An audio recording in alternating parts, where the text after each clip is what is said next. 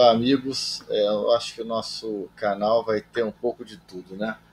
Hoje eu trago esse artigo nosso aqui, eu, o Lucas, um residente de Campinas, a doutora Regina Eldib, pesquisadora percentil 99 no Brasil, o doutor José Eduardo Guimarães Pereira, um pós-doc. A gente fez uma meta-análise juntos sobre o impacto do bloqueio neuromuscular profundo versus moderado em cirurgias bariátricas. Por que a gente fez essa meta-análise? Efetivamente, quem é da área da anestesia presenciou um impacto industrial, uma força, uma pressão da indústria da Merck Sharp e Dohme, nada contra efetivamente, mas para trazer a molécula do Sugamadex, do Bridgel, de uma forma muito ampla, irrestrita e, enfim, sem algumas evidências ainda robustas na literatura. E nós vimos alguns amigos nossos, que eu não vou citar o nome, eu fui até convidado, que aceitaram ser speaker do Sugamadex, do Bridgel, né?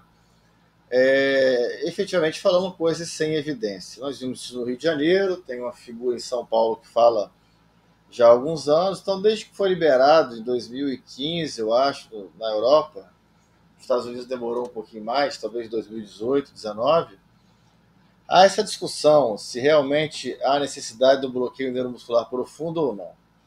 Efetivamente, o que eu vejo nas palestras dos speakers do Bridgel, do Sugamadex, que via, né, agora caiu a patente, não sei o que vai acontecer, acho que não vai mudar nada, mas efetivamente o que a gente via é uma forçação de barra no sentido de fazer cada vez mais bloqueador neuromuscular para efetivamente não lhe dar alternativa de reverter, a não ser com reversão específica.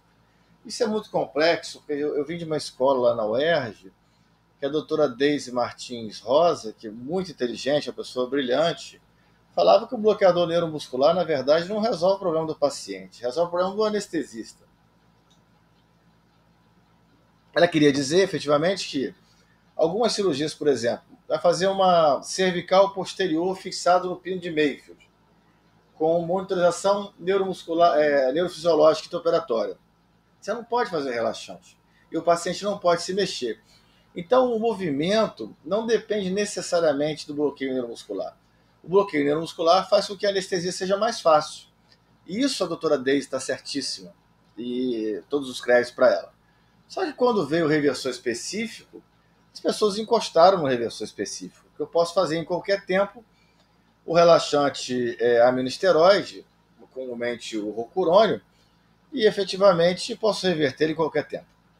E aí os próprios speakers do Bridgel, efetivamente quem viveu isso sabe, ainda incentivava o uso de sulfato de magnésio, outras substâncias, a lidocaína, outras substâncias que também bloqueiam a placa motora para dificultar ainda mais essa reversão de forma habitual, que seria a atropina e neostigmina, nos Estados Unidos, glicoperrolato e neostigmina.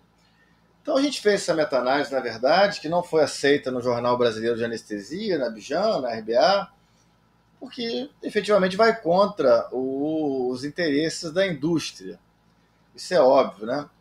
Então a gente publicou no acesso aberto, mas não deixamos de publicar. Eu queria rever com vocês aqui, porque efetivamente falava-se muito de que o bloqueio neuromuscular profundo seria capaz de diminuir o tempo de internação, diminuir a alta hospitalar, diminuir dor, melhorar campo cirúrgico, diminuir o consumo de propofol, diminuir o consumo de remifentanil.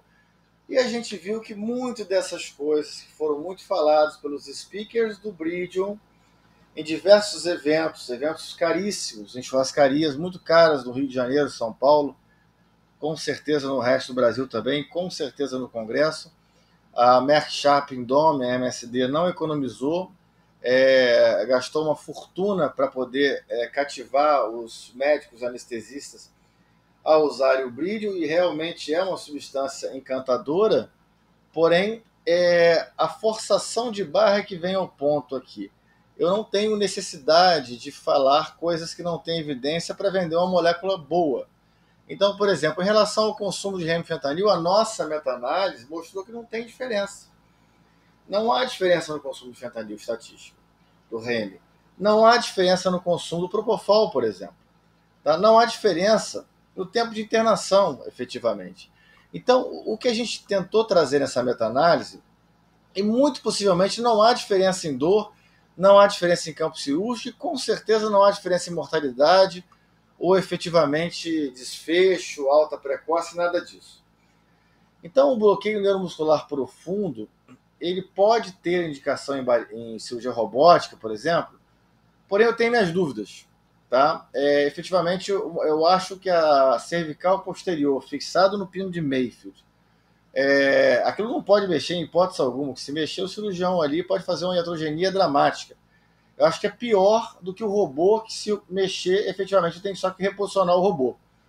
Então, muita coisa ainda não tem resposta pela ciência. Na verdade, eu quero trazer uma ponderação a essa exacerbação de receita de bolo que foi dado por muitos colegas. Esses colegas têm uma condição financeira muito boa, por isso estão produzindo, e a gente produz com a ciência do próprio bolso, então não tem tanta visibilidade. Mas se alguém estiver aqui ouvindo esse anestesista que tem interesse em desmistificar as mentiras ou efetivamente as faltas de evidência que são lançadas, né, nos congressos, no COPA, no CBA, etc. Está aí essa sugestão de artigo, foi feito por mim, para o doutor Eduardo, para colega da McMaster, onde é o berço da meta-análise, é o berço do Gordon Guide. Então eu acho que, com certeza, do ponto de vista metodológico, o nosso estudo não está errado. Talvez não tenha tantos estudos para fazer uma meta-análise, mas se não tem tantos estudos para fazer meta-análise, com certeza não tem tantos estudos para poder assegurar que o uso do bloqueio neuromuscular profundo seja a melhor opção.